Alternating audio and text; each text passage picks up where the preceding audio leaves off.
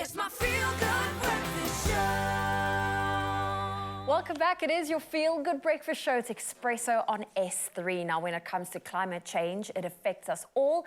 And today we have Francesca de Gasfrey, Executive Director at SAFC, who attended COP28, the UN Climate Change Conference, to help us understand its outcomes and to really unpack it for us in layman's terms.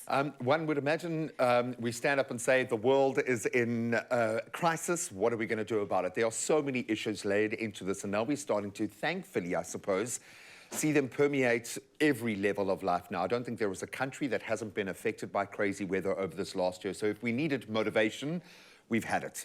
Did COP28 deliver? What were the big issues that were focused on at this year's event? Well, it's actually all still at play. They're still meeting.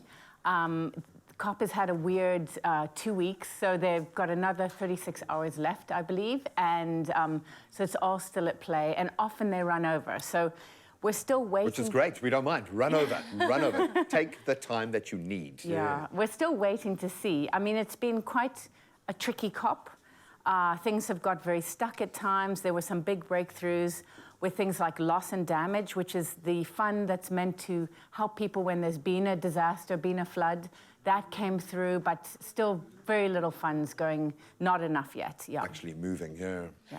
Do we find these COP gatherings and conferences effective? Or is it just all talk and not much action? Let's see after 36 hours, yeah. Yeah, I mean, it's complicated, right? All the countries of the world, they call them parties, come together and negotiate. It's a negotiation process. It's highly technical. Sometimes they get caught on things like whether there's an S or not at the end of a word.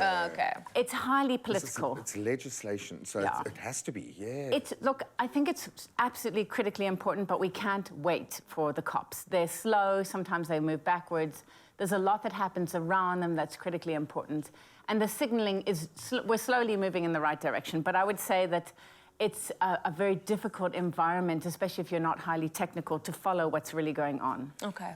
There's political influence, there's economic influence, and we understand this. And it's going to get more difficult the closer we get, I suppose, to that event horizon of things actually shifting, because we've got to make it real in the real world. We understand that. I suppose one of those avenues, fossil fuels, many countries jumping on board. I think 80 countries advocating for a shift away. Where do you think we stand in that? Because this does speak to a very big economic question in that space as well. And for the developing countries that don't have the cash, the reserves, the tools that are dealing with the disasters, it's a very difficult question to ask. So where do you think we sit in that lifespan? Are they here? Are they going?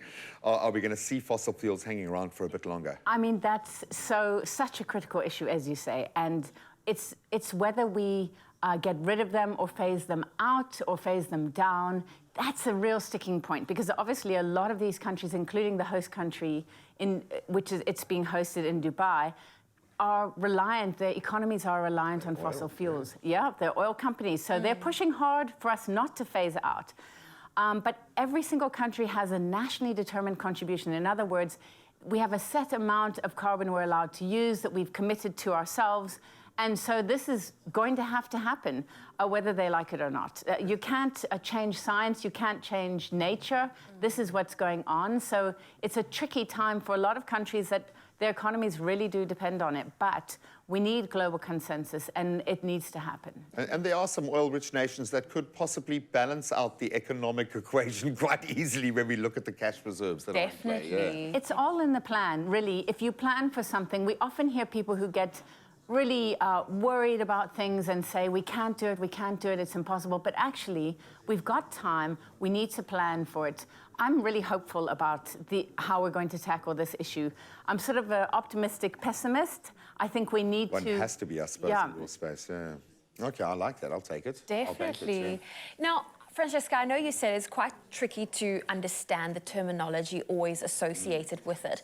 But we know we are third world, we are developing, we always have that disadvantage to a certain degree. How are we doing with the global standards that's being set? Because we need to follow them. Look, I think South Africa plays a really critical role for the continent. It's also the 13th biggest emitter. So South Africa's got a very important role to play. I would say South Africa is ambitious, but we also have got some tough decisions to make. In our energy system, which is a highly contested place, we have issues with it.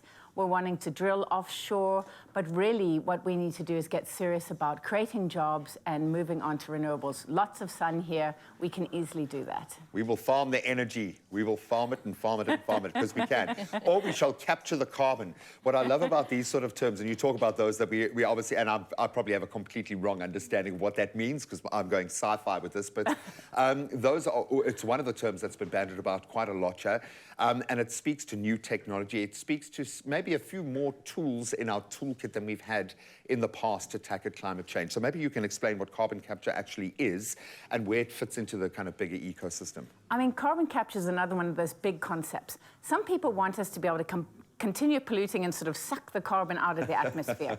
A lot of it is speculative. An extractor fan, yeah. Yes, exactly, and that's really highly speculative. But if you're trying to reduce emissions through that kind of carbon capture, that's a different kind of thing. So I think we need to unpack these terms. I personally think prevention is better than cure. Definitely. We're already quite sick as a planet. We need to stop emitting. So, yes. yeah. When you left the conference, did you leave there with a glass half full or a glass half empty? Were you a pessimistic optimist or an optimistic pessimist? It's like Short-Nosed Cat. Is there a glass? Yeah.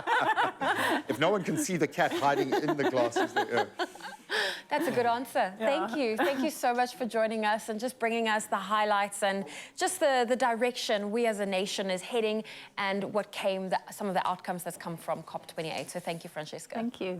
And I would add to that, and I think the first point that you made, that this is just one part of the puzzle. We as consumers probably make up the biggest part of that puzzle, the choices that we make, how we choose to live our lives, the impact we choose to make as individuals. All of those little incremental changes are what have added up to bring us to this point. We can't just blame big business or our governments or countries for where we sit. It's individuals who have made choices. So think about the choices that you are making in your life.